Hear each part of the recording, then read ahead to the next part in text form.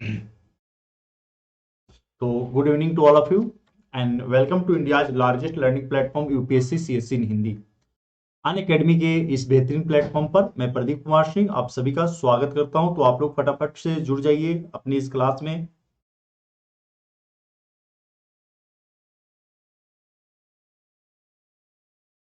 चलिए आप लोग सभी लोग जुड़ जाइए। गुड इवनिंग संगीता, दीप्ति, सभी को गुड इवनिंग। चलिए सबसे पहले मैं अन अकेडमी के बारे में बता दूं। अन अकेडमी जो कि इंडिया के सबसे लार्जेस्ट प्लेटफॉर्म है। अगर आप यहां पर प्लस की क्लासेस ज्वाइन करते हो तो आपको मिलता है डेली लाइव क्लासेस। ना सिर्फ आपको यहां पर डेली लाइव क्लास मिलता है बल्कि आपके सिलेबस को वेल स्ट्रक्चरल तरीके से कंप्लीट कराया जाता है, सिस्टमेटिक तरीके से कंप्लीट कराया जाता है। और साथ ही जितने भी टॉपिक्स आपके कंप्लीट करवा दिए जाते हैं उन टॉपिक्स पर लिया जाता है लाइव टेस्ट और क्विजेज।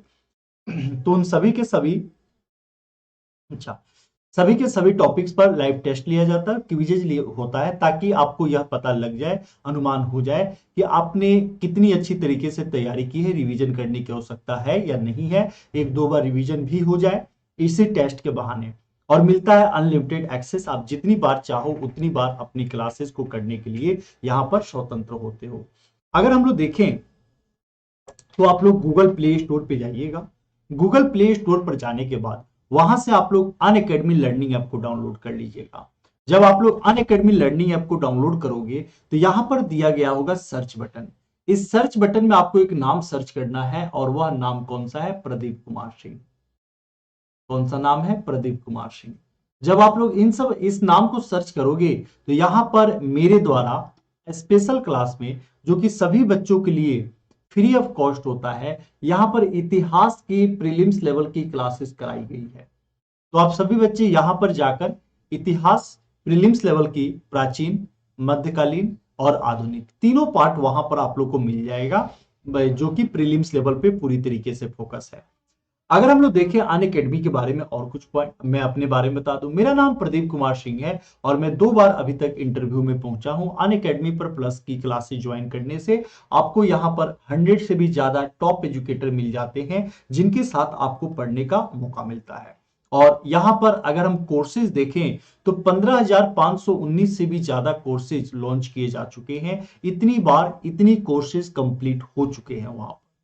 तो बहुत ज्यादा बेनिफिट होगा अगर आप लेते हैं प्लस का सब्सक्रिप्शन। और प्लस का सब्सक्रिप्शन लेने के लिए आपको एक कोड का यूज करना होगा और वह कोड कौन सा है? PK10 कोड है। PK10 कोड का यूज करोगे तो 10% का डिस्काउंट मिलेगा, प्लस में मेरा साथ मिलेगा, जहां पर मैं प्रॉपर वे में आपको गाइड करूंगा कि कैसे पढ़ना चाहिए, किस प्रकार से आपको नोट्स बनाने चाहिए। तो उन सब सारी चीजों पर रणनीति को लेकर, क्योंकि एक लंबी तैयारी होता है, बीच बीच में आपको समझाने का ये एक जो होता है मेंटरशिप हो तो काफी अच्छा हो जाता है। तो इसके लिए आपको एक कोड का यूज करना होगा PK10। और वो भी जो अगर मेंस क्वालिफाइड टीचर अगर आपको समझा रहा है तो आपके लिए सोने पे सुहागा होता है। तो इसके लिए PK10 कोड का यूज करना है। और 1 साल के लिए कोर्स का दाम कितना हो जाएगा? तो 44,550 रुपए यह आपके 1 साल के कोर्स का दाम हो जाएगा। वहीं पर अगर हम लोग 2 सालों के कोर्स का दाम देखें तो 2 सालों के कोर्स का दाम कितना हो जाएगा? 64,800 रुपया यह आपके 2 साल के कोर्स होगा। और 3 सालों का दाम अगर देखा जाए तो 81,000 रुपए, 81,000 ये आपका, गुड इवनिंग जी, 81,000 रुपए ये आपके 2-3 सालों के कोर्स हो जाएगा। यहाँ पे आइकॉनिक सब्सक्रिप्शन देखते हैं। आइकॉनिक सब्सक्रिप्शन में मिलते हैं आपको पर्सनल कोच, डेली मेंस के क्वेश्चन आंसर का प्रैक्टिस कराया जाता है, स्टडी प्लानर होते हैं और पर्सनलाइज्ड फीडबैक लिया जाता है। यह सारी की सारी सुविधा आपको आइकॉनिक सब्सक्रिप्शन के साथ मिलता है। और इसमें भी आपको एक कोड का यूज करना होगा और वह कोड कौन सा है? PK10। अगर इसके साथ भी आप PK10 कोड का यूज करते हो तो आपको मिलता है इसमें भी 10% का डिस्काउंट। और 1 साल के कोर्स का दाम कितना हो जाता है? 62,550 रुपए ये आपके 1 साल के कोर्स का दाम होता है। 2 सालों के, हाँ हाँ जी बिल्कुल, मेरी कोई भी क्लास होगी तो उसका तो आप लोग को नोट्स बनाने ही है, ये तो आप लोगों को पता है। तो 2 सालों के कोर्स का दाम अगर देखा जाए तो कितना होगा? 96,300 रुपया ये आपके 2 साल के कोर्स का दाम हो जाएगा। हम लोग देखिए ऑप्शनल सब्जेक्ट अलग से अन अकेडमी की तरफ से तैयारी कराया जाता है। अगर आप में से किसी भी बच्चे का ऑप्शनल इतिहास है ये मेरे द्वारा कराया जाता है और टोटल 7 से 8 माह के कोर्स में यह फुल एंड फाइनल कंप्लीट करवा दिया जाता है। तो 7 से 8 महीने के कोर्स में फुल्ली पूरी अच्छी तरीके से कंप्लीट हो जाएगा। और इसके लिए भी आपको कोड का कौन सा यूज करना है, PK10। कौन सा कोड का यूज करना है, PK10। PK10 कोड का यूज करोगे तो एक साल के कोर्स का दाम कितना हो जाएगा, 24,750 रुपया एक साल का होगा। और 2 सालों के लिए अगर देखा जाए तो 36,000 रुपया यह आपके 2 साल के कोर्स का दाम होगा। तो दोनों में से कोई भी ले लोगे, नहीं अप्रोक्सीमेटली 15 के करीब में क्लासेज होंगी। तो अनअकैडमी की तरफ से 2021 के लिए, 22 के लिए और 23 के लिए तीनों को ध्यान में रखते हुए अलग अलग बैचेज स्टार्ट किए गए हैं। तो आप में इनमें से जो चाहे वो बैच स्टार्ट कर सकते हैं। नेक्स्ट बैच जो हम लोगों का स्टार्ट हुआ है अनअकैडमी पर, वह 17 जनवरी को, एक 4 जनवरी को स्टार्ट हुआ है, दूसरा 11 जनवरी को स्टार्ट हुआ है और तीसरी जो बैच स्टार्ट होने वाली है वह 17 जनवरी को होने वाली है स्टार्ट। ठीक है, और ये भी आप लोग का 6 मंथ प्रीलिम्स फोकस रहेगा और ये आपका 1 साल के कोर्स के लिए होगा और ये 2 सालों के लिए कोर्स के लिए होगा। तो जो भी बच्चा चाह रहा है जल्दी से एडमिशन ले सकता है और अगर दोनों का दोनों कोर्स चाहता है तो उसके लिए भी PK10 कोड का यूज करना होगा। और 1 साल के लिए कोर्स का दाम कितना हो जाएगा, तो 70,103 रुपया हो जाएगा। 2 सालों के लिए 99,680 रुपया यह आपके 2 साल का होगा। 25 जनवरी को आइकॉनिक सब्सक्रिप्शन का प्राइस बढ़ रहा है। तो आइकॉनिक सब्सक्रिप्शन का प्राइस बढ़ जाए, ठीक है, तो आइकॉनिक सब्सक्रिप्शन का प्राइस बढ़ जाए उससे पहले आप लोग सब्सक्रिप्शन ले लीजिएगा। चलिए हम लोग अपनी क्लास की शुरुआत करते हैं। सबसे पहले आज ये सबसे फर्स्ट क्लास है, तो अच्छे तरीके से इस टॉपिक को समझिएगा क्योंकि यहां से क्वेश्चन तो आते ही हैं, प्लस आप लोग न्यूज़पेपर भी पढ़ने की दृष्टि आप लोग की सुधर जाएगा और काफी करंट बेसिस पर इससे क्वेश्चन पूछे जाते हैं। तो पहले हम लोग को इसका कंसेप्ट समझना है। ठीक है, आंतरिक सुरक्षा, इंटरनल सिक्योरिटी। अगर सुरक्षा की बात की जाए तो 2 टाइप से सुरक्षा होता है। एक तो सीमा रेखा पर सुरक्षा होता है, बाउंड्री लाइन पर सुरक्षा होता है, और या बाउंड्री लाइन से बाहर सुरक्षा होता है। ठीक है ना, तो बाउंड्री लाइन से बाहर होता है वह कौन सा हो गया, सिक्योरिटी का पार्ट हो जाता है। यानी कि वो देश की सुरक्षा की, राष्ट्रीय सुरक्षा की बात होती है और जैसे भारत पाकिस्तान के बीच में जो मुद्दा चल रहा है वह हो गया। लेकिन आंतरिक सुरक्षा कौन सा हुआ, तो जो सीमा रेखा है, तो सीमा रेखा के अंदर यानी कि सीमा के अंदर की सुरक्षा की अगर बात की जाती है तो उस प्रकार का जो सुरक्षा होगा वह कौन सी सुरक्षा होगा, आंतरिक सुरक्षा होगा। समझिएगा अपने से, सीमा रेखा से बाहर या सीमा रेखा पर, जैसे हिंदुस्तान और चाइना के गलवान वैली में जो चल रहे हैं सुरक्षा का मुद्दे को लेकर, या पाकिस्तान के साथ जो चल रहा है मुद्दा, तो इस प्रकार के जो मुद्दे हैं वह कौन से हैं, आपके सिक्योरिटी का, राष्ट्रीय सुरक्षा का विषय हो जाता है, नेशनल सिक्योरिटी हो जाता है। और वहीं पर जब हम लोग पढ़ते इंटरनल वाला तो वह राष्ट्रीय सुरक्षा यानी कि जो सीमा रेखा के अंदर है, जैसे नक्सलवाद है, माओवाद है, हिंसा प्रदर्शन कहीं पर हो रहा है, तो इस प्रकार से हमारे गलियों में, इसके लिए आप बना लीजिएगा 70-80 पेज का, एक 70-80 पेज में हो जाएगा ये काफी, और 15 से मैक्सिमम 20 क्लास तक ये होगा। लेकिन आप लोग करना इस क्लास को अच्छे तरीके से, बहुत अच्छा लगेगा। ठीक है, तो हम ये बोल सकते हैं कि आंतरिक सुरक्षा किस प्रकार की पार्ट हो गई, आंतरिक सुरक्षा कौन सी पार्ट हो गई, तो सीमा रेखा के अंदर जो सुरक्षा करने की बात होती है, सीमा के अंदर यानी कि सीमा के भीतर जो सुरक्षा की और व्यवस्था की बात होती है, व्यवस्था या सुरक्षा, इसकी जो बातें होती है उसको क्या कहा जाता है, आंतरिक सुरक्षा कहा जाता है। तो जो हमारा देश है उस देश की भौगोलिक सीमा के अंदर जो सुरक्षा की बातें की जाए वह आंतरिक सुरक्षा है। एकमात्र मेरे द्वारा डिफिनेशन बताया गया। अब यह सुरक्षा किससे, क्वेश्चन मार्क यहां पर यह आता है, यह सुरक्षा किससे किया जाएगा, ऐसे कौन है जिससे सुरक्षा करने की आवश्यकता होती है, वह भी सीमा रेखा के यानी कि सीमा के अंदर। तो देखिए इसमें अलग अलग टाइप्स होता है, आपका जो होता है खतरे होते हैं। जैसे फर्स्ट खतरा तो ये हुआ कि कोई योजना बनाता है, कोई योजना बनाते हैं, जैसे हम बोलते हैं ना, आप लोग अपने ग्रुप में बैठते हो या कभी झगड़ा हुआ हो तो आप लोग बोलते हो, कॉल करके बुलाते हो, बोलते हो इस रास्ते से आने वाला है तो उसको पीटना है। तो ये योजनाबद्ध हुआ। तो जो योजनाबद्ध तरीका है, यानी कि एक प्रकार से योजनाबद्ध और जो संगठित खतरे हैं, उस प्रकार से खतरे से निपटने के लिए सरकार या प्रशासन की जो रणनीति होती है, वह पार्ट किस में आता है? सुरक्षा में आता है। समझना, एक एक बिंदु आप लोग अच्छे तरीके से समझ लेना। और इसके बाद आप लोग के मन में से हमेशा से इंटरनल सिक्योरिटी को, या इसके बाद इंटरनल सिक्योरिटी के बाद मैं सोसाइटी स्टार्ट करूंगा। तो इंटरनल सिक्योरिटी और सोसाइटी छोटे छोटे जो टॉपिक है, इससे भय हमेशा के लिए निकल जाएगा। लेकिन आप लोग को साथ में ये लिखना भी होगा, नोट्स भी बनाने होंगे और समझना भी होगा। तत्काल के मुद्दों में आकर आप लोग को समझना होगा। तो यही चीज मैं बता रहा हूं कि अगर कोई व्यक्ति योजना बनाकर खतरा करने का प्रयास कर रहा होगा या संगठित होकर खतरा करने का प्रयास कर रहा होगा, तो ये तो हमारी सोसाइटी के लिए और हमारे देश की संप्रभुता के लिए खतरा है। क्योंकि अगर वो योजना बना रहा है तो जो हमारे पड़ोसी शत्रु देश हैं वह भी तो इसको वित्त पोषित करेंगे, इसको मनी देंगे। मनी क्यों देंगे? क्योंकि हर एक शत्रु चाहता है कि उसका फैमिली क्या हो जाए? विभाजित हो जाए। तो जो पाकिस्तान है और जो चाइना है, वह लोग भी तो इस बात का प्रयास, हमेशा प्रयास में लगे रहते हैं ना, कि भारत इतनी विभिन्नताओं का देश है और यहां पर इतनी सामाजिक विषमताएं हैं, तो क्यों ना ऐसा कुछ किया जाए जिससे भारत आपस में ही गृह युद्ध की स्थिति में आ जाए। गृह युद्ध की, जैसे खालिस्तान के मुद्दे को लेकर चाइना और पाकिस्तान की तरफ से वित्त पोषित किया जाता है ना, तो उसके प्रति, उसको लेकर जो हमारा प्रशासन है, जो हमारी गवर्नमेंट है, जो हमारी सरकार है, वो किस प्रकार की रणनीति बना रही है, ये पॉइंट कौन सा होता है? सुरक्षा का बात होता है। दूसरा क्या हुआ?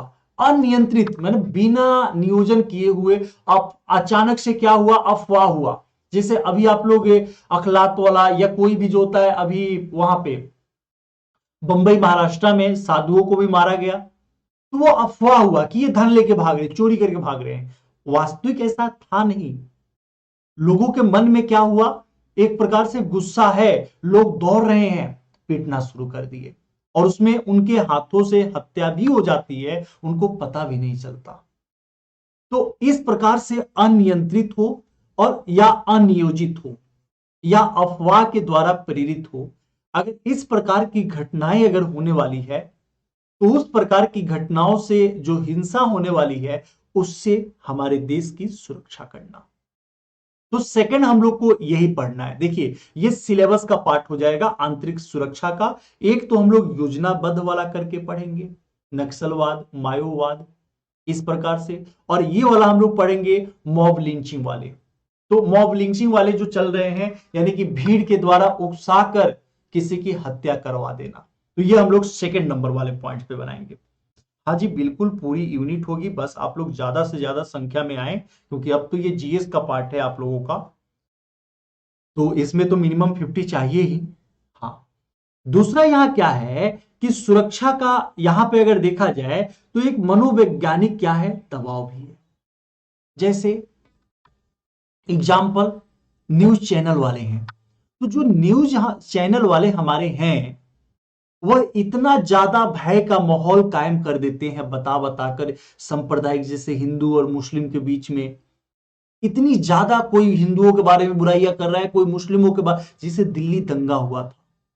आप मीडिया का देखिए, रोल देखिए यहां पर। तो जो मीडिया है, यह मीडिया बाजार पोषित हो गया है, और यही रीजन है कि मीडिया बाजार पोषित हो जाने के कारण वो उन्हीं चीजों को दिखाता है जो ज्यादा बिकता है।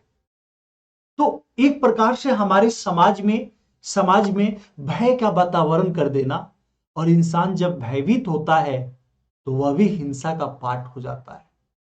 तो उस वातावरण से भी किस प्रकार से देश की आम नागरिकों की सुरक्षा करनी है, यह किसका? इंटरनल सिक्योरिटी का पार्ट होगा।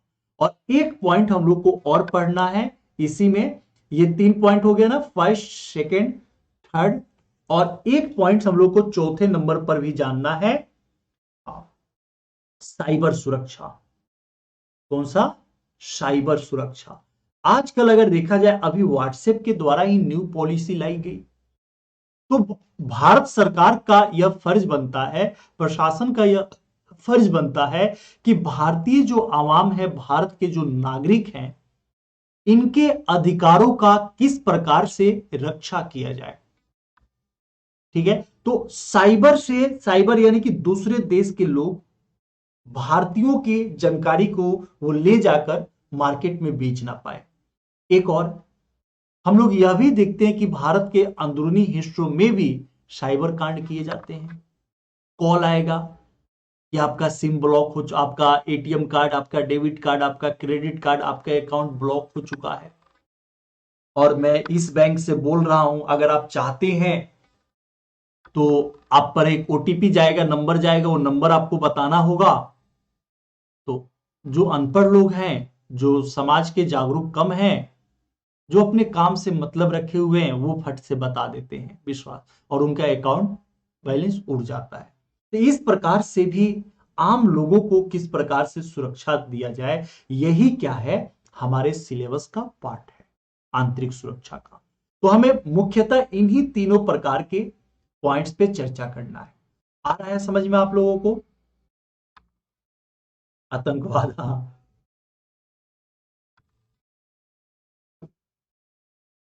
समझ में तो आ रहा है ना? चलिए, अब हम लोग को यहां यह जानना है कि आंतरिक सुरक्षा और भारत, मतलब जो आंतरिक सुरक्षा है और भारत है, इसमें किस प्रकार से दृष्टिकोण होना चाहिए। अब यहां से मैं लिख लिख के आप लोग को बताऊंगा।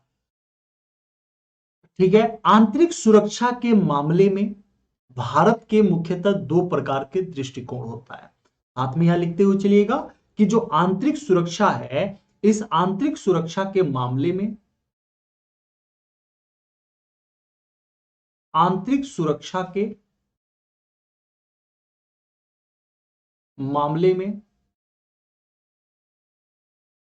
भारत के संदर्भ में, भारत के संदर्भ में दो दृष्टिकोण क्या है, महत्वपूर्ण है।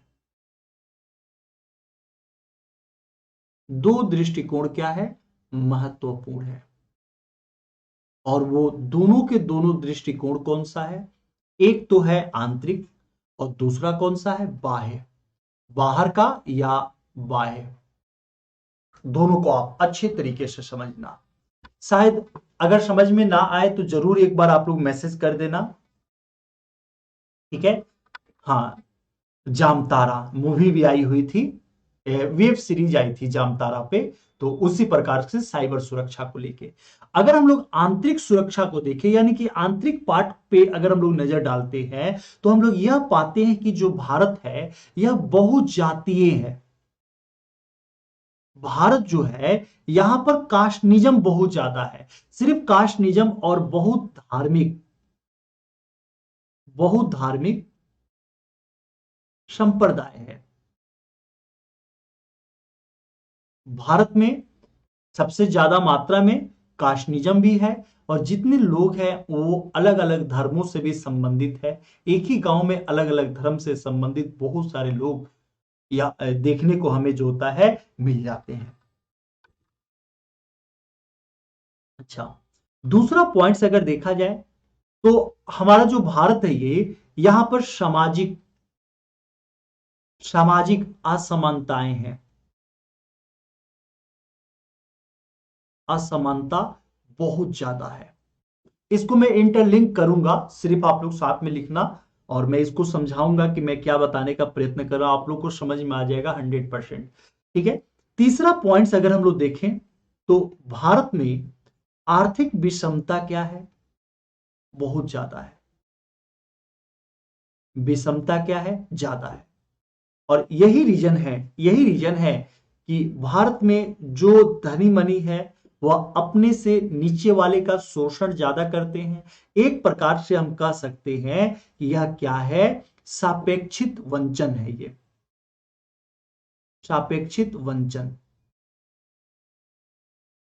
मतलब जो जितना अमीर है वो उतना अमीर होते जा रहा है, और जो जितना गरीब है वह उतना ही ज्यादा गरीब होते जा रहा है। ठीक है।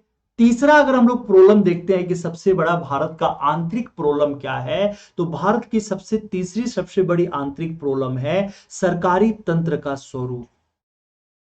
कौन सा? सरकारी तंत्र का स्वरूप। कैसे?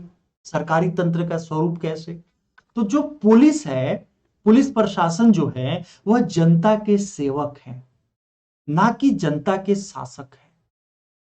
तो उनकी जब नियुक्ति किया जाता है तो उनके माइंड पर यह चीज दिया जाता है कि देखो, तुम्हारी नियुक्ति जनता की सेवा करने के लिए की गई है।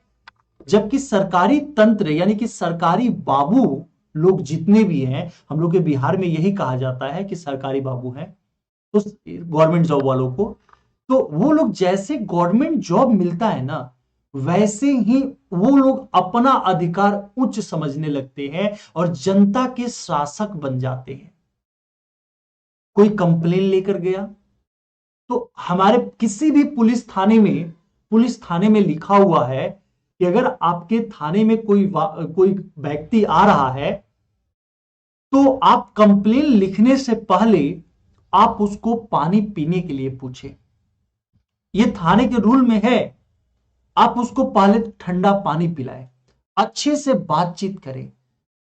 ठीक है। और आप यह देखते हैं कि अनपढ़ या कोई भी गांव का व्यक्ति अगर पुलिस थाने में पहुंचता है तो जो हवलदार हैं वह भी सीधी मुंह से बात नहीं करते हैं, डांट देते हैं। पानी पूछने की तो अलग बात है, सही से बैठने के लिए नहीं पूछते हैं।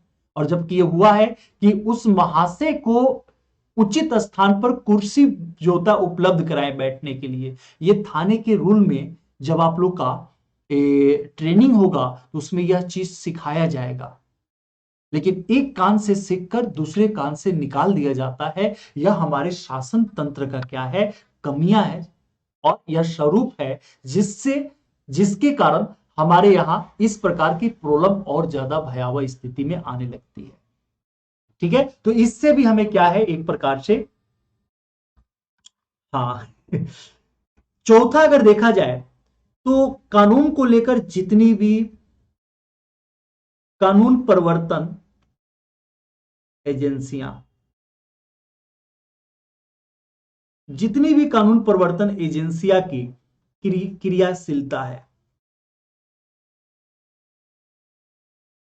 क्रियाशीलता है, वह क्या है? पैसा बनाने में है। मतलब उनको जनता से कोई मतलब नहीं है, उनको लोगों से कोई मतलब नहीं है, उनको भारत से कोई मतलब नहीं है। उनको मतलब है तो अपने जेब भरने से मतलब है। उनको अगर मतलब है तो मैक्सिमम पैसा बना लेने से मतलब। आप देखो टोल प्लाजा वाले, टोल टैक्स जहां से वसूला जाता है, तो आप वहां पर देखना उन लोगों की व्यवहार कितना, क्या अच्छा व्यवहार होता है। नियम तो यह है कि 15 मिनट तक अगर आपकी गाड़ी लगी हुई है तो आपका टोल फ्री हो जाता है। लेकिन आप कभी कभी देखते हो 15 मिनट से ज्यादा भी आप लाइन में लग गए हो, फिर भी वो पैसा लेंगे ही। तो जितनी भी इस प्रकार की एजेंसियां हैं उनका उचित व्यवहार नहीं होने के कारण भी भारत के आंतरिक जो होती है प्रॉब्लम, समस्या उत्पन्न होता है।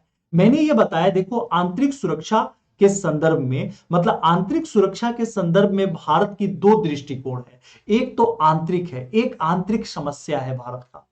और आंतरिक समस्या कौन कौन सा है? अब क्या आप सभी लोग उंगली पे बता सकते हैं ना कि आंतरिक समस्या कौन कौन सा है? वह भारत जो होता है बहुजातीय, सभी बच्चों को पता है, बहुजातीय है, बहुधार्मिक संप्रदाय है, यहां पर सामाजिक असमानताएं हैं, उच्च वर्ग हमेशा निम्न वर्ग को दबाने का प्रयत्न करता है।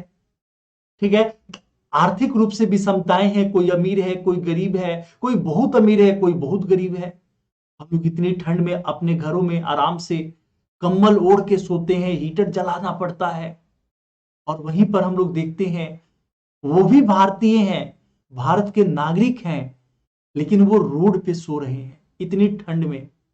अभी एक व्हाट्सएप पर वीडियो वायरल हुआ था, नमस्कार जी, अभी एक व्हाट्सएप पर वीडियो वायरल हुआ था कि रोड के बगल में मतलब कुछ लोग जा रहे थे तो देखे बगल में बोरे में कसा हुआ लाश है, तो उन लोगों ने पुलिस को कॉल कर दी। वहां पूरा 100-150 लोग इकट्ठा हो गए कि बोरे में जो होता है पैक करके लाश जो होता है रोड के बगल में फेंका गया है। पुलिस आई और जब बोरे को हिलाई तो उसमें से आदमी उठा। क्यों? ठंड इतनी ज्यादा है, या उसको रुकने का कहीं स्थान नहीं है, तो अपने आप को बोरे में ही सिमट के जो होता है सो गया था। ठीक है, बेचारे का नींद बर्बाद कर दिए लोग। तो वो भी तो भारत का नागरिक है ना, ये भी तो हमारी आंतरिक समस्या है ना। इस प्रकार के जो लोग हैं, जब तक ये आगे नहीं बढ़ेंगे तब तक भारत क्या विकास कर पाएगा? नहीं कर पाएगा। ठीक है, तो ये हमारी कौन सी है? आंतरिक समस्या है। समझ में आ गया? हाँ, तो यहां से आप लोगों को जो होता है आंतरिक समस्या समझ में आ गया। अब हम लोगों को ये बाहरी समस्या क्या है, ठीक है ना, बाहरी समस्या क्या है। अगर हम लोग बाहरी समस्या को देखें तो आई थिंक आप सभी बच्चों को, अगर मैं बाहरी समस्या जैसे ही लिखा हूं वैसे ही आप लोगों को समझ में आ गया होगा कि शत्रु देश की गतिविधियां, शत्रु देश की गतिविधियां जो निश्चित और निर्धारित उद्देश्य को क्या करते हैं? प्रेरित करते हैं। जो ये गतिविधियां हैं, यह गतिविधियां क्या है? जो निश्चित एवं निर्धारित उद्देश्य से प्रेरित है, उद्देश्य से प्रेरित है। जैसे एग्जाम्पल, अब इसको समझ लो अगर कोई डाउट्स हुआ है तो। मैंने बताया शत्रु देश की गतिविधियां। शत्रु देश हमेशा क्या चाहता है? जो आपका दुश्मन है वह हमेशा क्या चाहता है? आपका परिवार टूट जाए, आप अपने ही झगड़े में क्या रहो, लगे रहो, आप, आपके ऊपर एफआईआर हो जाए, केस हो जाए, आप आर्थिक रूप से कमजोर हो जाओ और आपके क्षेत्र पर मैं वो अधिकार कर ले, यही चाहता है। तो वो क्या चाहेगा? भारत के नागरिकों को अपने तरफ लेने का, उनको पैसा देने का, सरकार के विरुद्ध करने का, यही चाहेगा ना। एक प्रकार से गृह युद्ध की समस्या को उत्पन्न करना। तो यही है निश्चित और एक उनका निर्धारित उद्देश्य होता है। तो इस प्रकार की समस्या से भी निपटना यह भारत की आंतरिक सुरक्षा है। क्या आप लोगों को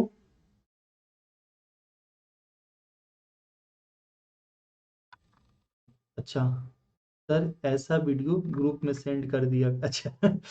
तो इस प्रकार की चीजें जो है, क्या आप लोगों को समझ में आया कि यह हमारी दो प्रकार के दृष्टिकोण होना चाहिए।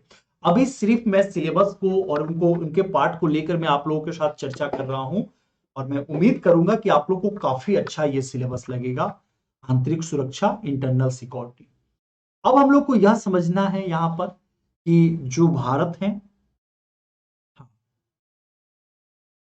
जो भारत है, इस भारत में, भारत कैसा है? तो विविधतापूर्ण देश है। विविधतापूर्ण देश का मतलब यह हुआ, विविधतापूर्ण देश का मतलब यह हुआ कि जिसका धर्म क्या है?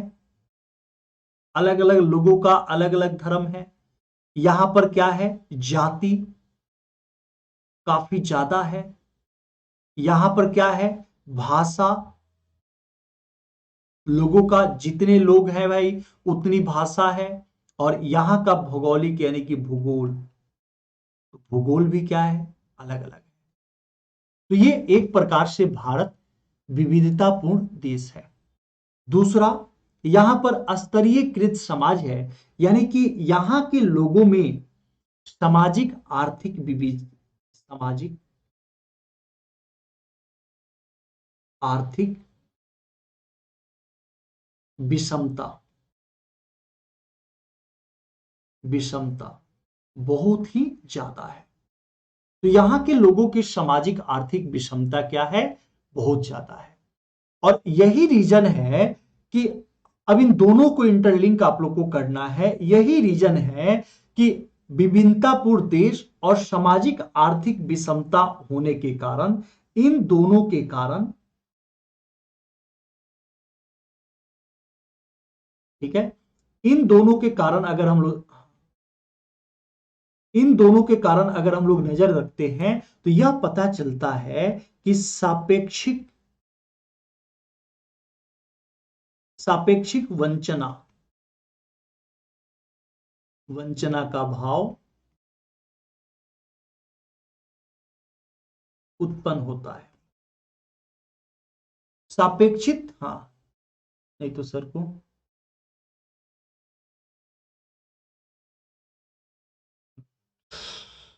देखो, मैं एक बात जान लो, ये अभी तक के जितनी भी देर क्लासेज हुई है, आप लोग को पता है कि चीजें मेंस लेवल पर मैं अच्छे तरीके से इसको एक्सप्लेन कर सकता हूं और हो जाएगा, लेकिन आप लोग पढ़ोगे तभी तो होगा ना, नहीं पढ़ोगे तो फिर मुझे कराने से क्या फायदा।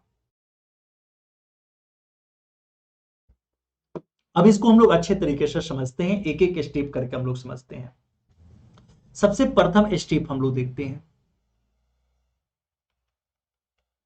ठीक है, एक एक स्टेप हम लोग करके देखते हैं। भारत जो है किस प्रकार से है, तो विविधतापूर्ण,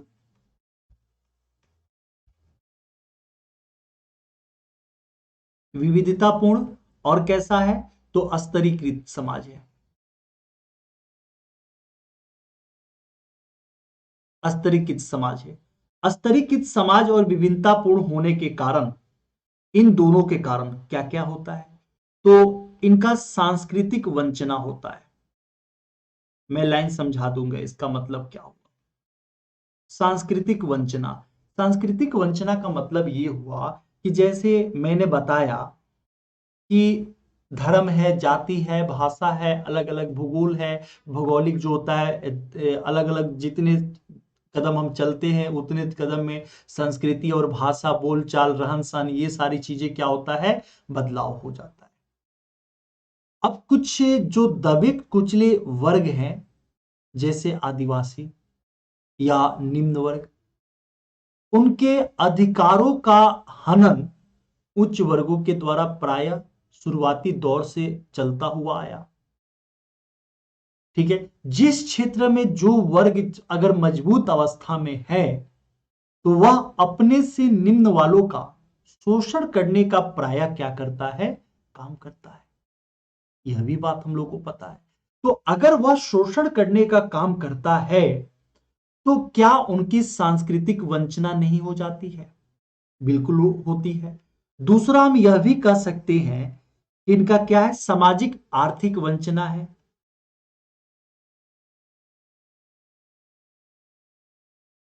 सामाजिक आर्थिक वंचना है, मतलब समाज के सभी वर्ग, अमीर वर्ग अपने से गरीब वर्ग का शोषण करने का काम करता है।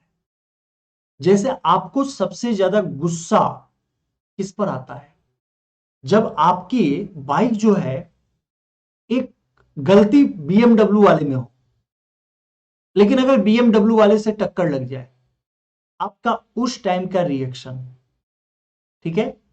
और दूसरा एक रिक्शे वाले में हो, गलती आप में हो, फिर भी रिक्शे वाले से लग जाए, उस समय का रिएक्शन, दोनों के रिएक्शन में अंतर होता है ना।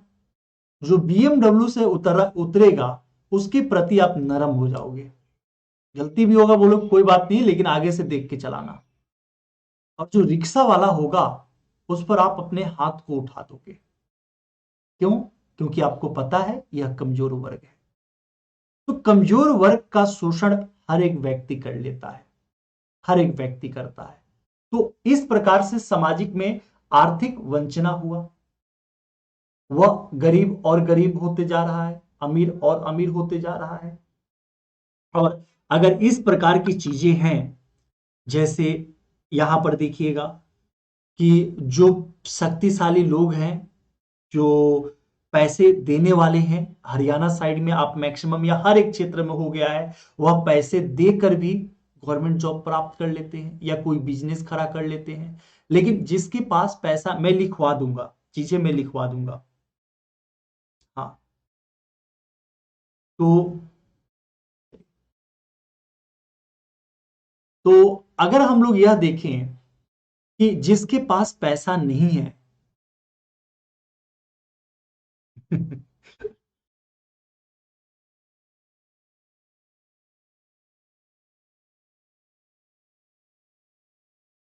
चलिए, तो हम लोग यह देखते हैं कि सामाजिक आर्थिक यानी कि एक प्रकार से समाज का जो कुचला वर्ग है वह सबसे ज्यादा बेरोजगार है। तो बेरोजगारी भी उनमें क्या है, सबसे ज्यादा मात्रा में जा रही है। अब देखना, अब यहां पर क्या होगा, अब मुझे यही आप लोग को बताना है कि सांस्कृतिक वंचना हो रहा है और सामाजिक आर्थिक वंचना हो रहा है। तो इसी में से कोई एक ऐसा व्यक्ति निकलेगा, कोई एक ऐसा व्यक्ति निकलेगा जो क्या होगा, बौद्धिक होगा।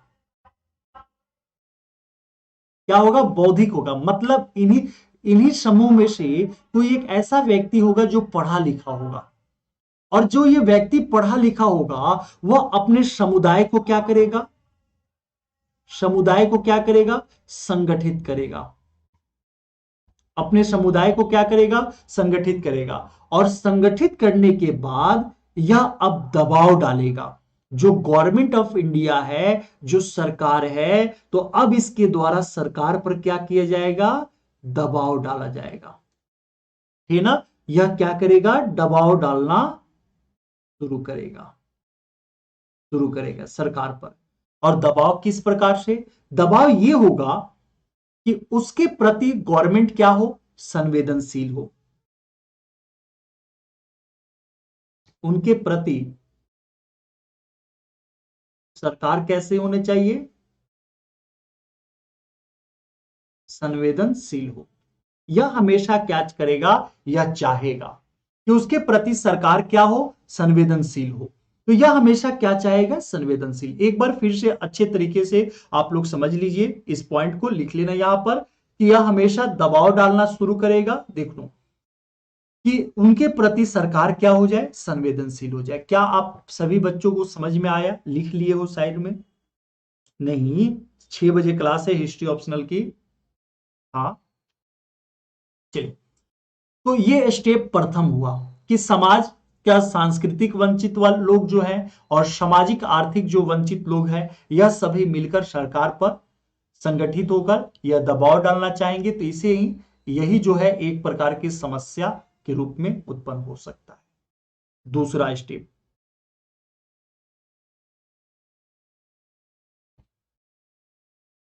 हाँ, पॉलिटी में दबाव ग्रुप वाले हैं। सेकेंड स्टेप हम लोग देखते हैं, स्टेप सेकंड क्या होगा। स्टेप सेकंड में अगर देखा जाए तो सबसे उच्च पद पर, सबसे उच्च पद पर कौन है, सरकार है।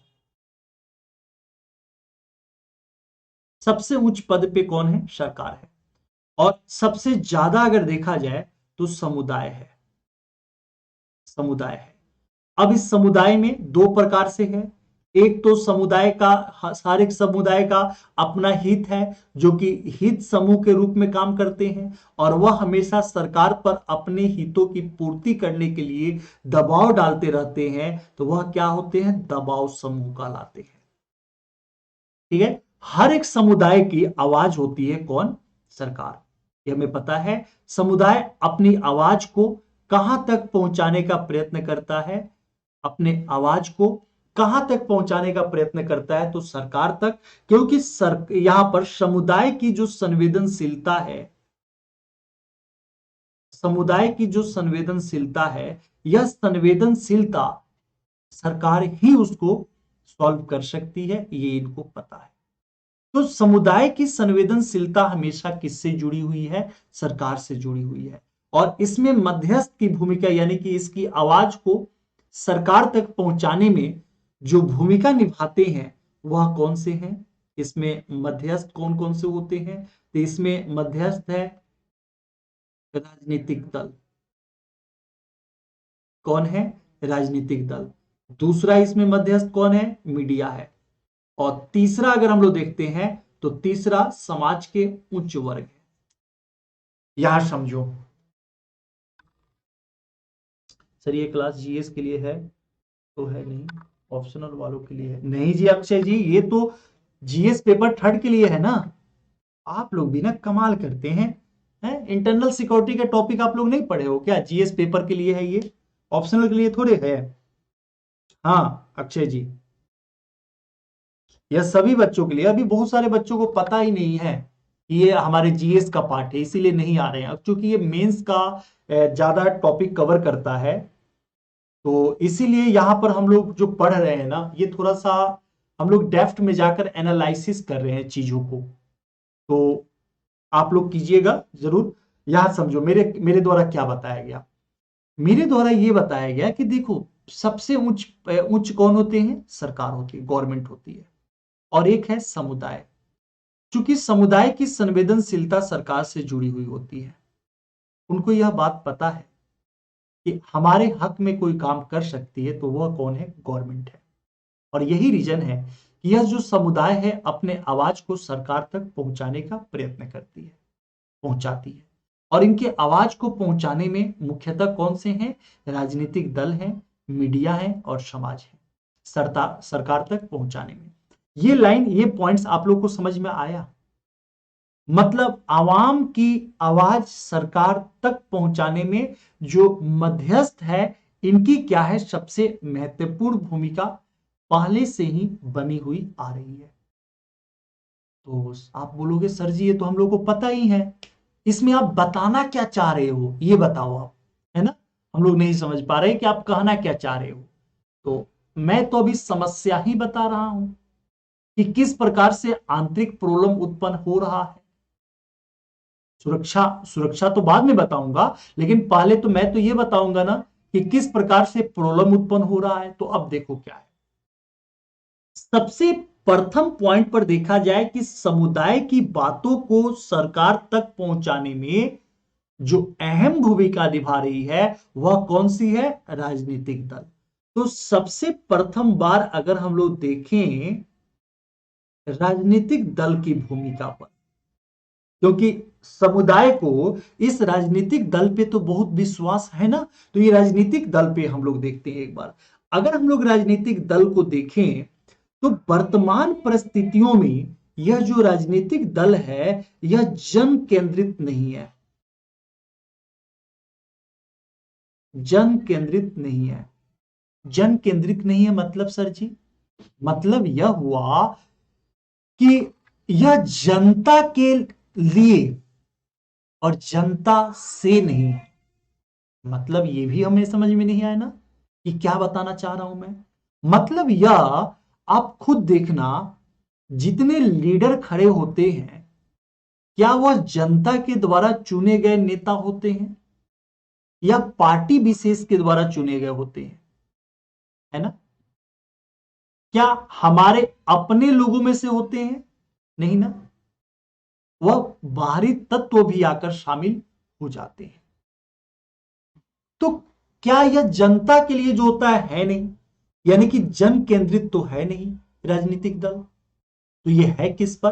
तो अब जो ये हमारे समय में जो राजनीतिक दल है यह किस प्रकार से है? प्रचार केंद्रित है।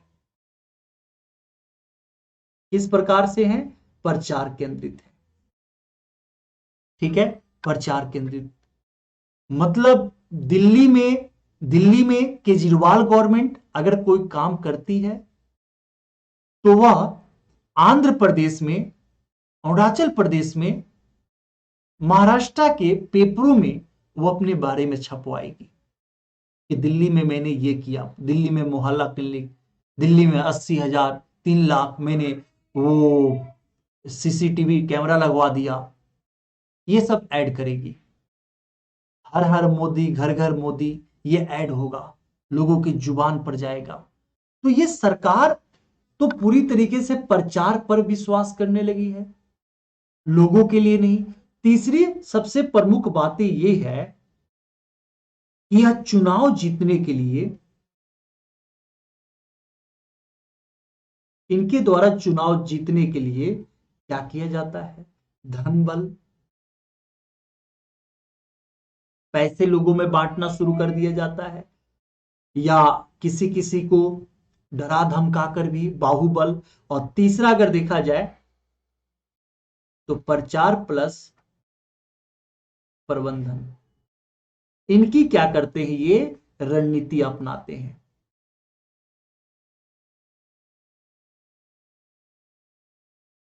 देखिए, ओके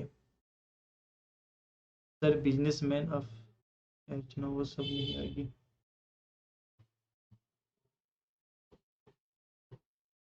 अच्छा अच्छा, नहीं वो केवल जब क्लास नहीं होगा तो हल्ला करेंगे।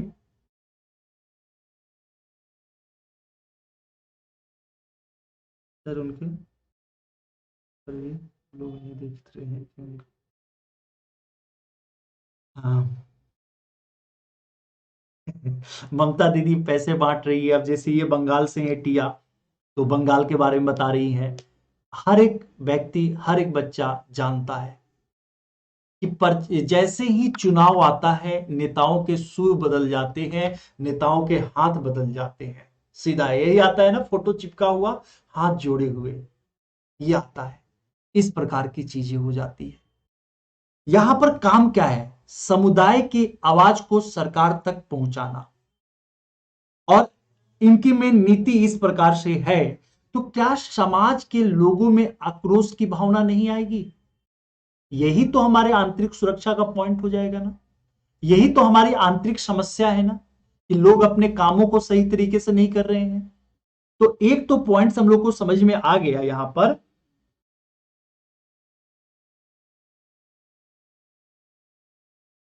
हाँ, तो ये तो हो गया राजनीतिक दल के बारे में। अब अगर हम लोग देखें सेकंड पॉइंट्स पर, मीडिया, तो एक बार हम लोग मीडिया को भी देख ले, मीडिया कैसे हो गई है। अगर हम लोगों के द्वारा मीडिया पे ध्यान रखा जाता है, मीडिया पे हम लोग देखते हैं, तो अब ये किसी मिशन के तहत काम नहीं करती है। जैसे राष्ट्रवाद के समय मिशन चल रहा था अंग्रेजों से भारत को मुक्त करना, तो अब इनके पास इस प्रकार से मिशन नहीं है। अब ये क्या है, बाजार से प्रेरित है। अब यह किस प्रकार से है, तो यह बाजार से प्रेरित है। मतलब जिस चीज का सबसे ज्यादा डिमांड हो रहा हो, जैसे अभी हाल फिलहाल में सुशांत सिंह राजपूत का जब हत्या हुआ या उन्होंने आत्महत्या किया, ये तो पता आज तक नहीं चला, लेकिन जो भी हुआ हो। लेकिन आप लोगों ने मीडिया को देखा इतने दिनों तक, जिस दिन कंगना रनौट का घर टूटा, उस दिन पूरे दिन मीडिया पर यही चलता रहा। जिस दिन रिया चक्रवर्ती जो है जेल में गई थी, उस दिन ये इतने से इतने बजे तक रिया जो होता है सोई, 9 साढ़े 10 बजे उनको खाना मिला, खाने में जो होता है लेट हो गया, खाने में उनको क्या दिया गया, रात भर मच्छरों के कारण वो सो नहीं पाई। आप बताओ, कभी क्या किसी किसान के पास जाकर उनकी समस्याओं को गिने हैं? वह जेल में होने के बाद मच्छरों से नहीं सो पाई।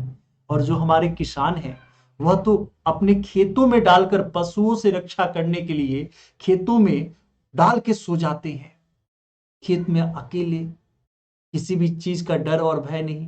क्या कभी भी मीडिया, मैक्सिमम मीडिया जो है, गांवों में जाकर, कस्बों में जाकर उनके समस्याओं को बताती है? नहीं।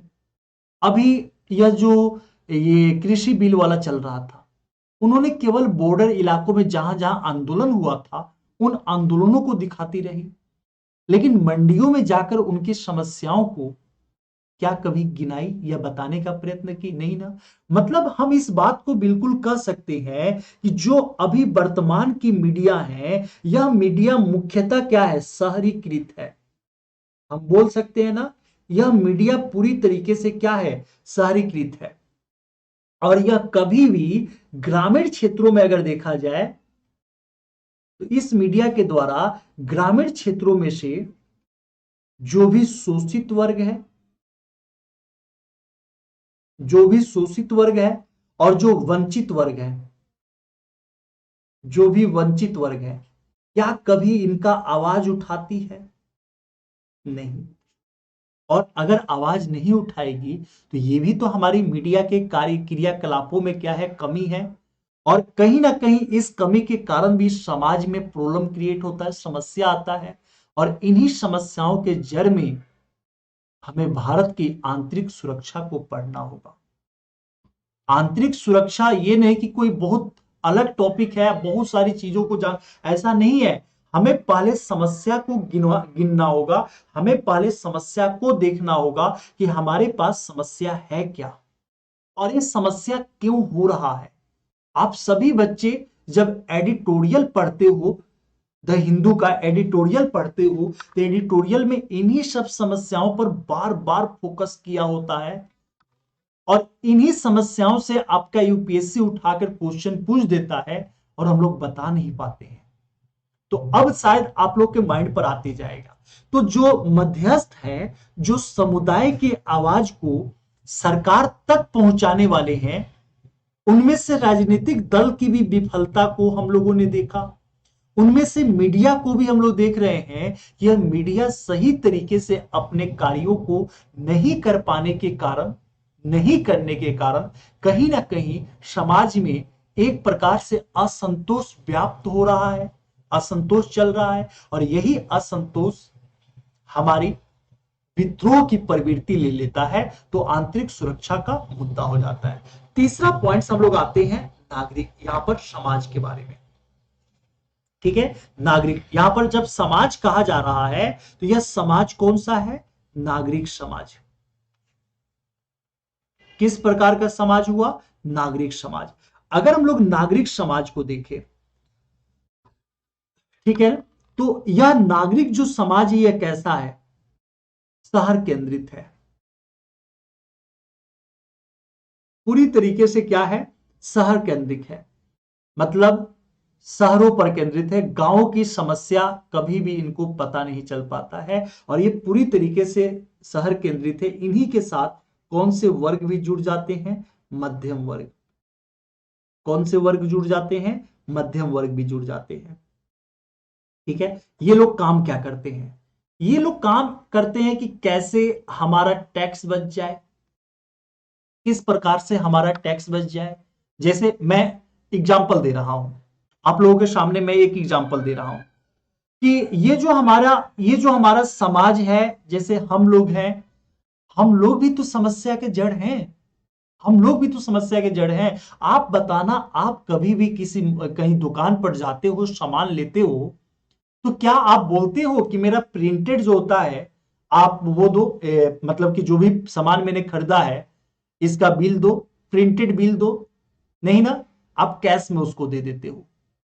और वो कैश में जैसे मैं कपड़े लेने गया तो उसने बोला कि भाई साहब देखो, आप अगर मुझे कैश में दोगे तो जितना प्राइस है उतना में ही मैं लूंगा, और अगर आप ये करते हो, ऑनलाइन बिल पे करते हो, तो आपको 12.5% जीएसटी पे करना पड़ेगा। अब सोचो यहां पर, जब मैं कपड़े लेने जा रहा हूं और वो मेरे से कह रहे हैं कि 12.5% टैक्स पे, जीएसटी टैक्स पे करना पड़ेगा। ये जीएसटी जो टैक्स है, आप लोग पढ़े लिखे लोग हो, आप बताना ये किसको पे करना है? यह जीएसटी टैक्स जो होता है किसको पे करना है? या आम नागरिक को पे करना है, या जो शॉप वाले हैं उसको पे करना है? तो शॉप वालों पे लगा है ना, उनके प्रॉफिट पर है, नहीं है तो यही ना। जैसे आपकी सैलरी पर जीएसटी है, हम लोग का अन अकेडमी के द्वारा जो जीएसटी आता है,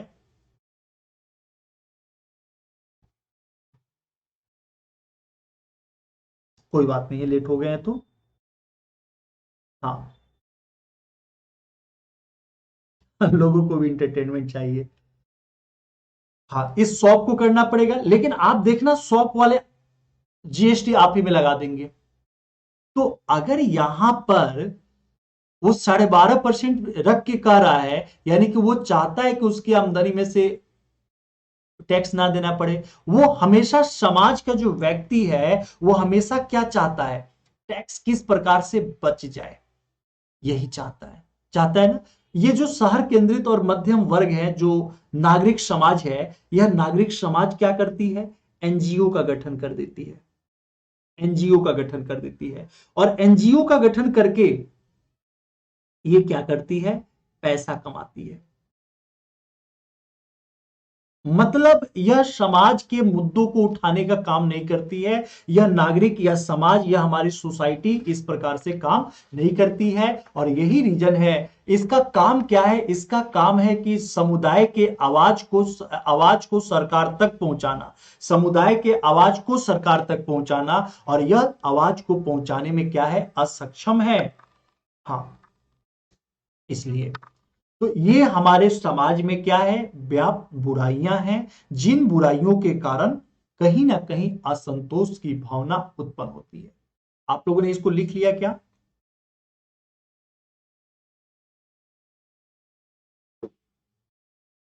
ठीक है, तो हम लोगों ने पहला स्टेप देखा किस प्रकार से समाज में समस्या उत्पन्न हो रहा है, पहला स्टेप हम लोगों को समझ में आया। दूसरा स्टेप हम लोगों ने देखा कि जिस प्रकार से यह काम है, यह काम सही रूप से नहीं हो रहा है। चलो हम लोग आ जाते हैं अपने तीसरे स्टेप में। तीसरा स्टेप क्या होता है, एक बात जान लो, आप लोग कहीं पर भी इंटरनल सिक्योरिटी पढ़े हुए हो और एक बार मेरी क्लासेस करके देख लेना, उसके बाद आपको किसी भी किताब को भी पढ़ने की आवश्यकता नहीं होगा।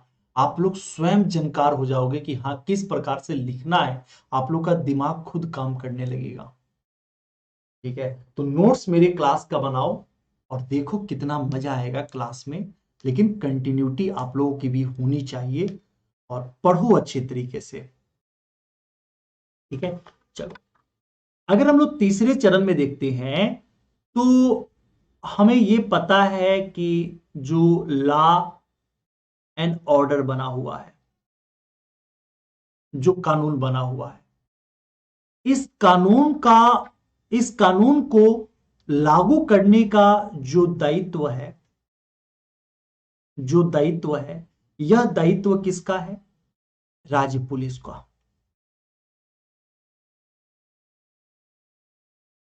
किसका है, राज्य पुलिस का, इन्हीं का है ना। अब देखिए, अगर ये दायित्व यानी कि जितने भी लॉ एंड ऑर्डर हैं, लॉ एंड ऑर्डर हैं, इन लॉ एंड ऑर्डर को लागू करने का, जैसे अभी ये मुकल मोटर व्हीकल्स बिल आया, या अभी देखना ना सबसे ज्यादा आमदनी कौन कर रहे हैं, ट्रैफिक पुलिस वाले कर रहे हैं ना। ठीक है, मतलब ये जॉब बहुत रॉयल है, जब चाहे तब पैसा वो कमा लेते हैं। लोग सोचता भी है कि अब एक बार अगर जैसे मास्क हम नहीं पहने हैं, तो उसी पे दिल्ली में 2000 का फाइन है। तो अगर ये नाक से नीचे भी यहां तक आ गया, भाई तो भी यहां लगाए ले गए, थोड़ा सा सफोकेशन टाइप का होने लगता है। तो कभी नीचे आ भी गया, पुलिस इधर आ, भाई 2000 का फाइन। तो वो आदमी हंसेगा, सर मास्क तो पहने हैं, तो ना लगेगा फाइन। तो जब लगेगा तो सोचेगा कि भाई 100-200 रुपया देकर काम निपटा लो, दोनों का भला हो जाएगा। अब पुलिस तो चाह ही रही है ये बात। तो क्या यह पुलिस जो है वह समाज के लिए फ्रेंडली काम कर रही है, समाज के लिए का, हाँ सभी लोगों पे मैं नहीं कह रहा हूं, कुछ लोगों के कारण यह बदनामी है। और ऊपर से क्या है, यह जो पुलिस है, ये तो जो अंग्रेजों के द्वारा बना हुआ था, औपनिवेशिक जो विरासत बनी हुई थी, उसी औपनिवेशिक विरासत को लेकर आया जा रहा है। यानी कि पुलिस किस प्रकार से है, तो औपनिवेशिक, ये क्या है, औपनिवेशिक विरासत है। अंग्रेजों के द्वारा जिस प्रकार से पुलिस कानून बनाया गया था, मेरे द्वारा आप लोग को हिस्ट्री की क्लास में, हाँ मेरे द्वारा आप लोग को हिस्ट्री की क्लास में इस चीज को समझाया गया है कि किस प्रकार से थाना जो है वह दरोगा के अधीन, वही प्रक्रिया अभी भी क्या है, चलती आ रही है। ठीक है ना, जितना भी कानून और जितना भी कानून और प्रशिक्षण पद्धति है, कानून और प्रशिक्षण पद्धति है, यह सभी की सभी कौन सी है, ब्रिटिश है। पूरी की पूरी अभी भी क्या है, ब्रिटिश है। और सबसे बढ़कर जो राज्य पुलिस वाले हैं, इनकी मानसिकता, इनकी मानसिकता, मानसिकता क्या है, मानसिकता सरकार की, ये क्या है, सेवा। इनके मन में क्या है? सरकार की सेवा। ठीक है, मतलब जनता की सेवा नहीं, किसकी सेवा? सरकार की सेवा। और ये है किसके लिए? जनता की सेवा के लिए। तो सरकार के विरोध में, हाँ, दूसरा अगर हम लोग देखें यहां पर, तो ये जनता का क्या करते हैं? जनता का शोषण, जनता का शोषण। और यह जो है जनता को दंड देने में भी थोड़ा सा भी, दंड देने का नजरिया होता है, अलग अलग जो होता है उसके लिए नियम कानून बनाए गए हैं। आप दंड देने वाले नहीं होते, दंड देने के लिए न्यायाधीश है। हवलदार को यह अधिकार नहीं है कि वो आम नागरिक पर लठ बजा दे। जब तक सरकार ऑर्डर नहीं दी है वहां पर लाठी चार्ज करने की, तब तक वह किसी पे लठ नहीं बजा सकती है, किसी को थप्पड़ नहीं मार सकती है। ट्रैफिक पुलिस वाले किसी को थप्पड़ नहीं मार सकते। और अभी का आप देखिएगा कि बहुत सारे पुलिस वाले क्या करते हैं, इसका अनुचित लाभ उठाते हैं। इस प्रकार की चीजों को आप देखोगे तो इसका क्या करते हैं? अनुचित लाभ उठाते हैं। अब जब ये अनुचित लाभ उठाएंगे तो जो हमारी जनता है बेचारी, यह जनता क्या हो जाएगी? उग्र हो जाएगी, उग्र हो जाएगी। और जब ये उग्र होगी तो इसके पास दो ही काम है, या तो आंदोलन कर देना, ये जनता दो ही काम कर सकती है, या तो आंदोलन कर सकती है, नहीं तो क्या कर सकती है? हिंसा कर देती है। ठीक है ना?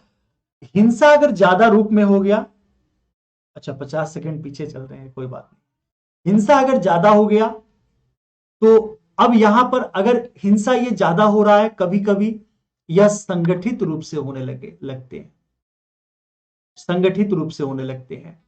और संगठित रूप से जब हिंसा होंगे तो जो हमारे शत्रु देश हैं, जो हमारे शत्रु देश हैं, वह शत्रु देश क्या करेंगे? इनके पास संसाधनों को भेजना शुरू कर देंगे, इनके पास अपने संसाधनों को भेजना शुरू कर देंगे। मनी देना, राइफल सप्लाई करना, इस प्रकार की क्रियाओं को वह शुरू कर देंगे। और जब इस प्रकार की क्रियाएं यहां पर होने लगेगा तो अब सरकार इस हिंसा को कंट्रोल करने के लिए सरकार को राज्यों में कौन सी पुलिस लगानी पड़ेगी? सीआरपीएफ का। ठीक है ना? तो सीआरपीएफ की नियुक्ति करनी पड़ जाएगी उनको।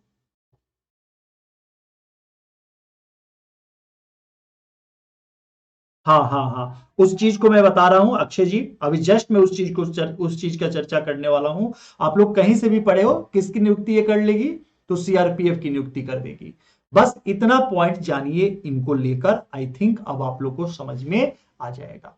देखिए, आप लोग कहीं से भी पढ़े हुए हो ना, आप लोग का एक भी पॉइंट्स नहीं छूटेगा, काफी अच्छे तरीके से समझ में आएगा आप सभी लोगों को, सभी बच्चों को। तो एक प्रॉब्लम हिंसा होने का स्टेप 3 आप लोग को समझ में आया? हिंसा होने के स्टेप 3 आप लोग को समझ में आया या नहीं आया? बता दो। आ चुका है? Very good. चलिए, अब हम लोग देखते हैं स्टेप 4, समस्या का जड़ और क्या है। अब देखो, समस्या के जड़ में अगर हम जाते हैं, समस्या के जड़ में अगर हम जाते हैं तो हम यह पाते हैं कि जो पब्लिक ऑर्डर है, पब्लिक ऑर्डर है, यह पब्लिक ऑर्डर से अब राज्यों में क्या हो जाएगा? सीआरपीएफ की नियुक्ति कर दी जाएगी। सीआरपीएफ की क्या कर दी जाएगी? नियुक्ति कर दी जाएगी पब्लिक ऑर्डर के लिए, यानी हिंसा पर कंट्रोल करने के लिए। अब आइए इस मुद्दे को हम लोग समझते हैं, सीआरपीएफ के मुद्दे को हम लोग समझते हैं। यहां पर अगर सीआरपीएफ के मुद्दे को समझा जाए तो जो आम जनता है, जो आम नागरिक है, और जो सीआरपीएफ वाले हैं, इनके बीच में सांस्कृतिक अंतराल होता है। इनके बीच में क्या है? सांस्कृतिक अंतराल है। इनके बीच में अगर हम लोग देखें तो भाषाई अंतराल है। ठीक है। इनके बीच में अगर हम लोग देखते हैं तो यह समस्या से परिचित नहीं है। समस्या से परिचित नहीं होते हैं। और कई बार ऐसा भी होता है कि यह पूर्वाग्रह से कई बार ऐसा हो जाता है कि यह पूर्वाग्रहों से ग्रसित हो जाते हैं। ग्रसित हो जाते हैं। यहां समझना, इस लाइन को, इस पॉइंट्स को आप लोग अच्छे तरीके से समझ लो। जैसे आम जनता और सीआरपीएफ, आम जनता ने आंदोलन की हुई है या हिंसा की हुई है, उस कंडीशन में लॉ एंड ऑर्डर को फॉलो करने के लिए सरकार के द्वारा उस एरिया में सीआरपीएफ की नियुक्ति कर दी जाती है। अब सीआरपीएफ वाले तो उनके एरिया के होते नहीं है उसी का, यानी कि उनके बीच में देखा जाए तो कहीं ना कहीं सांस्कृतिक अंतराल होता है। सिर्फ सांस्कृतिक अंतराल क्या, आप देखो सीआरपीएफ वाला कोई बिहार का है, कोई हरियाणा का है, कोई असम का है, अलग अलग कैटेगरी है, किसी दूसरे राज्य में कर्नाटका में भेज दिया गया, तो सांस्कृतिक और भाषाई आधार भी है। अब जब ये सरकार के ऑर्डर से गए हुए हैं तो उनको वहां की समस्या से क्या कोई पता है? क्या समस्या से परिचित है? क्या नहीं ना, उनको समस्या नहीं पता है। और कई बार न्यूज पेपर वालों का, न्यूज चैनलों का या किसी की बातों में पूर्वाग्रहों से भी ग्रसित होते हैं कि गलती इन्हीं लोगों में है। गलती क्या है? इन्हीं लोगों में। जैसे मैं एक एग्जांपल बता रहा हूं, अभी हाल फिलहाल में जो कृषि आंदोलन चल रहा था, तो पूर्वाग्रह यानी कि कोई भाजपा का समर्थक अगर होगा तो पूरी तरीके से वो रोष में आ जाएगा और पीट पाट देगा, तो वो गलती होगा ना, ये पूर्वाग्रह हो गया ना किसी खास पार्टी का। इस प्रकार से भी नहीं होना चाहिए। तो ऐसे क्या है, ये है। अब क्या होगा, यहां पर अब जो मुद्दा बन जाएगा, उस क्षेत्र में अब जो मुद्दा बन जाएगा, मुद्दा ये बनेगा, ठीक है, मुद्दा ये बन जाएगा कि देसी जो अलगाववादी हैं, जो अलगाववादी हैं, अलगाववादी समझते हैं क्या? जो भारत को विखंडित करने का प्रयत्न करते हैं। तो अब इन अलगाववादियों को इसमें क्या मिल जाएगा? मौका मिल जाएगा। और यहां पर जो अलगाववादी हैं, अब यह धीरे से क्या होंगे? मुस्कुराएंगे, ये हंसेंगे, क्योंकि इनको मौका मिल गया है।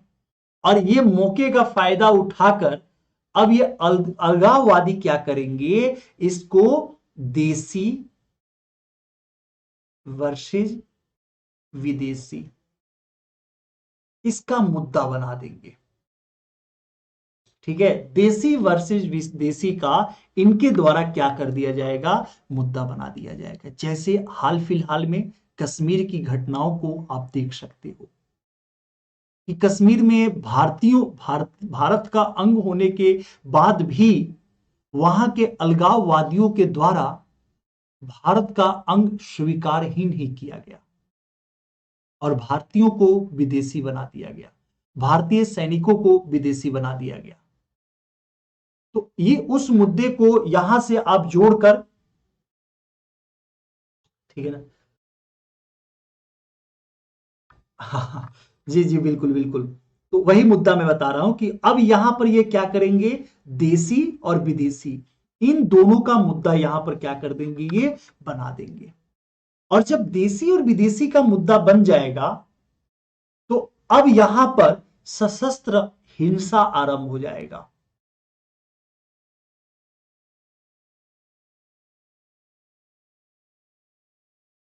सशस्त्र हिंसा की क्या हो जाएगी? शुरुआत हो जाएगी। पत्थरबाजी शुरू हो जाएगा। जम्मू एंड कश्मीर के को आप लोग यहां पर जोड़कर देख सकते हो। पत्थरबाजी की शुरुआत हो जाएगा। और अब जैसे ही यहां पर सशस्त्र हिंसा की शुरुआत हो रही है, ठीक है, यहां पर जैसे ही सशस्त्र हिंसा की शुरुआत हो रही है, अब फिर शत्रु जो देश है वह क्या होगा, मुस्कुराएगा कि चलो भैया मौका मिल गया।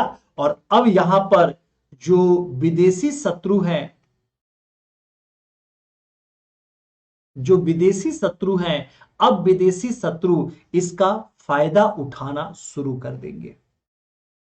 इसका क्या कर देंगे, इसको फायदा उठाना, यानी कि इसका हम कह सकते हैं समर्थन करना शुरू कर देंगे। और इनका ही समर्थन करना कहीं ना कहीं भारत के संप्रभुता के लिए,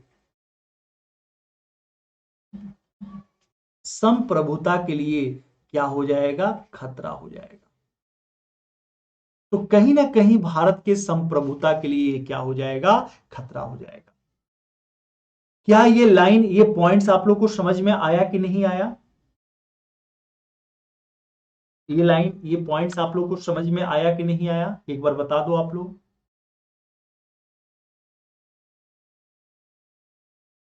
आ चुका है ना?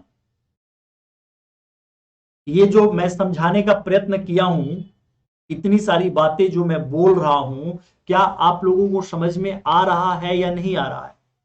आ रहा है, वेरी गुड। अगर आ रहा है तो बहुत अच्छी बात है, और अगर ना आ रहा है तब भी बहुत अच्छी बात है। ठीक है, हाँ, क्योंकि ना आ रहा है तो आप लोग तैयार ही नहीं हो मेंस लेवल के लिए। अगर नहीं आ रहा है तो आप लोग अभी तैयार नहीं हो मेंस लेवल के लिए, और अगर आ रहा है तो आप लोग तैयार हो मेंस लेवल के लिए। बस यही, इतना ही अंतर है। हाँ,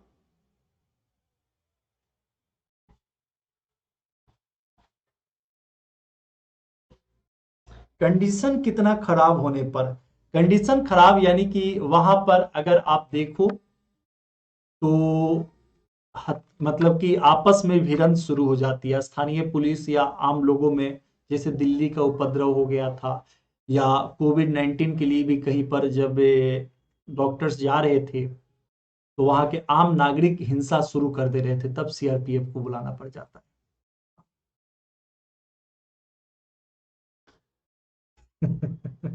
मैंने तो पहले ही कहा था पुलिस ही टेररिस्ट बनाती, ना ना मुन्ना ना, ऐसा ना। ठीक है, ऐसी बातें ना कहो। पुलिस, मैंने ये सारी चीजें बताई। एक बात बताओ, इसमें पुलिस, ये सीआरपीएफ की कहां गलती है भाई मेरे?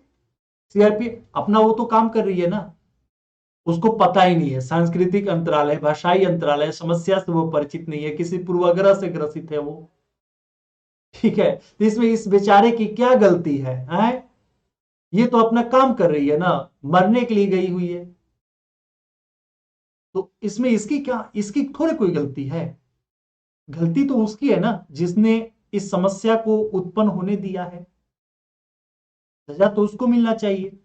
दिल्ली दंगों में इतने लोग मारे गए, इसमें क्या सेना की गलती थी, या जिसने योजना बनाया था उसकी गलती थी? क्या मिली सजा उसको? मिली है सजा?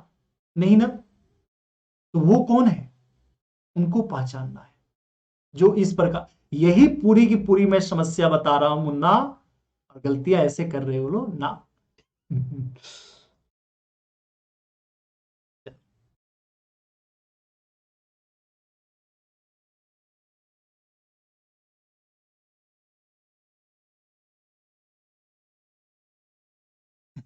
ये सीआरपीएफ वाले रिश्वत नहीं लेते हैं, कभी भी देकर देख लेना। ठीक है ना, ये रिश्वत नहीं लेते हैं। चलो, तो ये सारे पॉइंट्स हम लोग को अच्छे तरीके से समझ में आ गया। किसी को कोई प्रॉब्लम है क्या यहां पर? अब यहीं पर एक लाइन हम लोग देख लेते हैं, यहीं पे हम लोग देख लेते हैं। ठीक है, यहां पर स्पेस खाली है तो हम लोग देख लेते हैं। अगर हम लोग देखें संप्रभुता,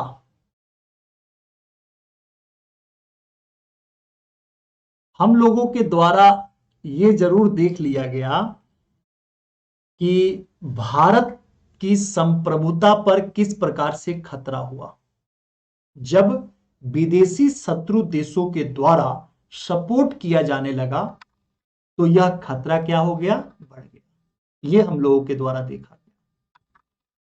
अगर जब संप्रभुता की खतरा हो रहा है तो इस कंडीशन में भारत सरकार के द्वारा क्या किया जाएगा, आर्मी को नियुक्त कर दिया जाएगा। क्या किया जाएगा, अब वहां पर नियुक्ति किसकी की जाएगी, आर्मी को की जाएगी उस क्षेत्र में। जैसे जम्मू एंड कश्मीर, आपके नॉर्थ ईस्ट वाले क्षेत्र, कुछ क्षेत्रों में पहले की कंडीशन, जहां कहीं भी इस प्रकार से होगा। अब एक बात बताना, ये जो बेचारे आर्मी वाले हैं, आर्मी वाले हैं, इनका प्रशिक्षण किस पे हुआ है।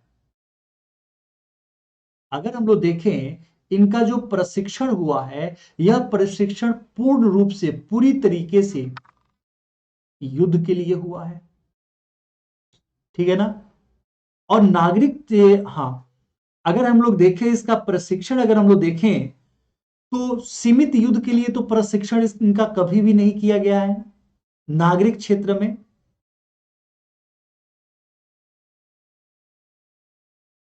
नागरिक युद्ध का इनका प्रशिक्षण तो नहीं किया गया है ना। वो तो सीआरपीएफ वालों का हुआ है, लेकिन ये आर्मी वालों का तो नहीं हुआ है ना। तो यहां जब आर्मी वालों की नियुक्ति कर दी जा रही है और ये पूरी तरीके से क्या है, युद्ध के लिए इसका प्रशिक्षण, इनका जो होता है प्रशिक्षण किया गया है। और अब इस आर्मी वालों को क्या किया जाएगा, इनको नियंत्रण, इनको हिंसा को नियंत्रित करने के लिए, समझना यहां पर, हिंसा को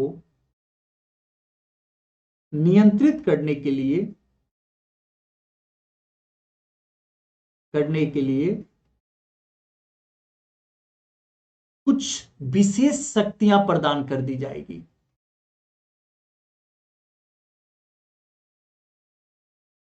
शक्तियां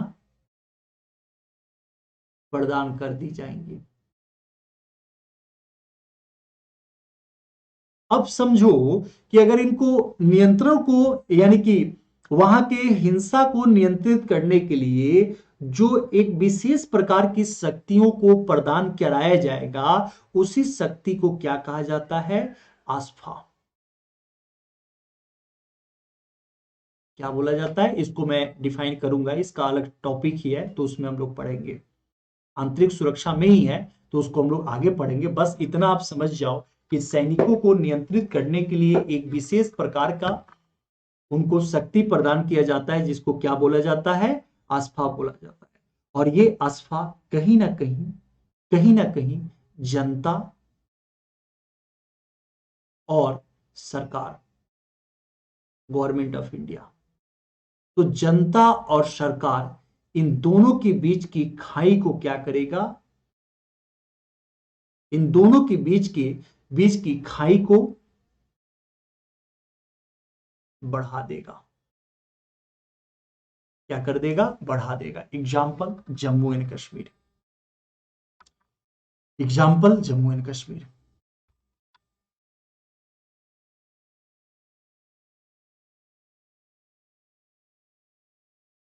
ठीक है, चलो, यह समझ में आ गया, समस्या हम लोग को समझ में आ गया। इस लाइन को, इस पॉइंट को जो मैंने यहां समझाने का प्रयत्न किया, क्या आप सभी बच्चों को समझ में आया कि नहीं आया, बताना एक बार, समझ में आया कि नहीं आया। अगर आ गया है तो अच्छी बात है।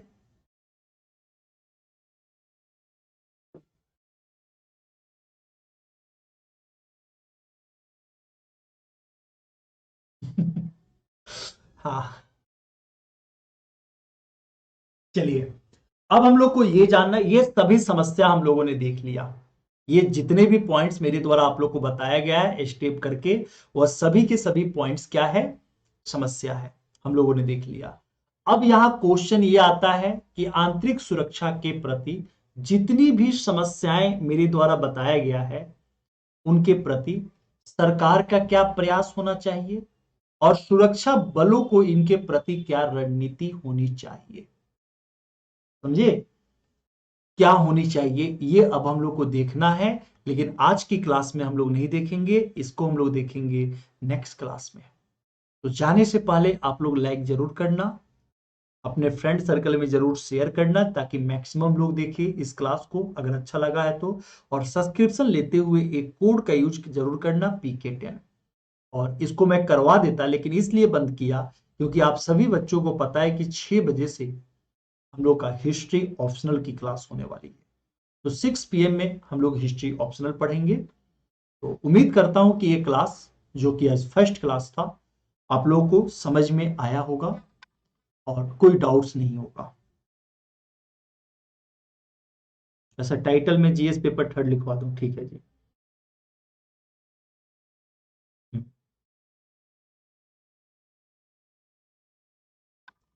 चलिए, समझ में आ गया? किसी के मन में कोई डाउट्स, कोई क्वेश्चन किसी भी प्रकार का है क्या? आई थिंक नहीं होना चाहिए। हाँ, ये है हम लोग का इंटरनल सिक्योरिटी। इतना सिंपल, इतने इजी वे में आप लोग को समझ में आएगा। बस 15 क्लासेज मुझे दे दीजिए, कंप्लीट कर दूंगा। चलिए, तो हम लोग मिलते हैं 6 बजे। तब तक के लिए आप